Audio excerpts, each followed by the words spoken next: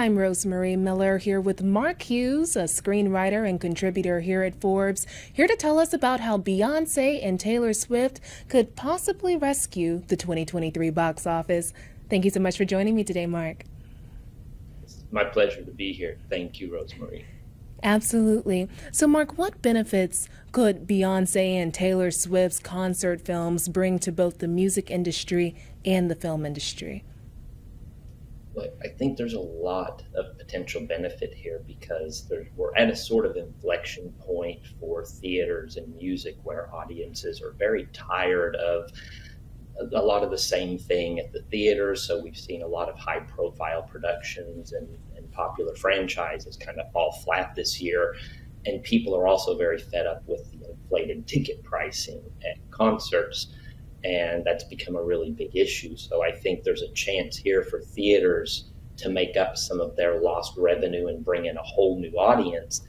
And concert films have had that potential, but I think we need people and the kind of star wattage that Beyonce and Taylor Swift bring into this equation. Like, this is a whole different level of concert film and potential here. We're talking about hundreds of millions of dollars. I think each of these films will do hundreds of millions of dollars at the box office. So and it's a really You mentioned in your articles that these should be treated as major event releases. What do you mean by that? Well, I think premium theaters like Dolby Cinemas and IMAXs offer the sort of higher quality and immersive experience that if you're in a crowd in those type of settings, and if it's, for example, 3D, then you can provide a concert feeling that really gets at that same energy level and that lets these stars put on. I mean, it's the kind of shows, for example, with the great stage production and this mass movement around the world. It transcends just their music. So I think people are bringing a lot of themselves and this whole moment in history into the equation, honestly. And I think that makes for a very different experience at theaters. And I think that it's going to kind of help drive and kind of help shape as well what kind of concert films we see, where it takes a big star like Beyonce, someone who is so big that for years, politicians, we've seen Republicans be very critical of her and publicly lash out at her over her friendship with the Obamas, over the NFL halftime show, over her support for the Black Lives Matter movement and against racist abuse and violence. And I think that when you've got political parties, and now Taylor Swift as well, Republicans coming out publicly denouncing her and criticizing her fans, I think that sort of speaks to how important these women are and the music and the movements behind them are. And I think, frankly, a lot of people are afraid seeing women of color, Black women in particular, who often face so much erasure in society and who bear so much of the brunt of a lot of the social and political oppressions and things that we see manifesting all the time in society and that are growing worse right now.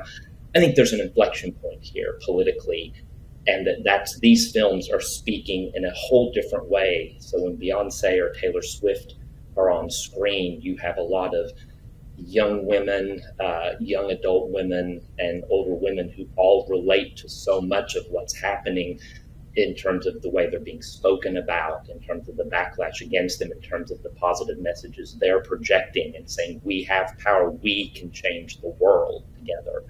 And I think a lot of women are saying, yes, okay, and have been for a long time. I don't mean to, I know I'm very aware I'm a middle-aged white man sitting here talking about all of this as if it's some new thing, but I'm just saying in the context of these films at this moment, concert films as this big box office power, but also as a cultural moment.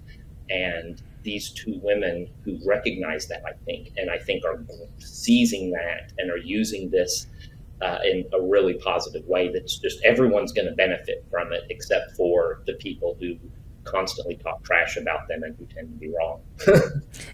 Well, Mark, I'm curious because you're talking about how they can be major influences politically. And as you know, we have an election coming up soon. Could there be any implications on that? Oh, absolutely. I think this is, and I know it's a lot of people will think that it sounds strange to talk about pop culture and entertainment figures. And they say, what does that have to do with politics? They should stay out of it. Well, they're people and they live here and they live in this world. They're citizens. They have opinions and people respond to that, and they have a platform and they're using it positively and to do good things and to help motivate people. So I think that it's going to have a big impact, especially because the more impact it has, the more people that lash out at them are going to lash out more, which is it's going to feed that. And I think with an election coming up, the combination, it's funny that we had a Barbie movie that generated so much backlash, and you had conservatives angry about this Barbie movie and about the messaging in it. I wrote that I believe that we might see a Barbie for President movie with President Barbie running. And I think that would be amazing to see that. And I think that feeds into what we're talking about now, that there's a lot of movement and social shifting. And I know there was a backlash against women's rights in general and against equality for the Black community and for people of color.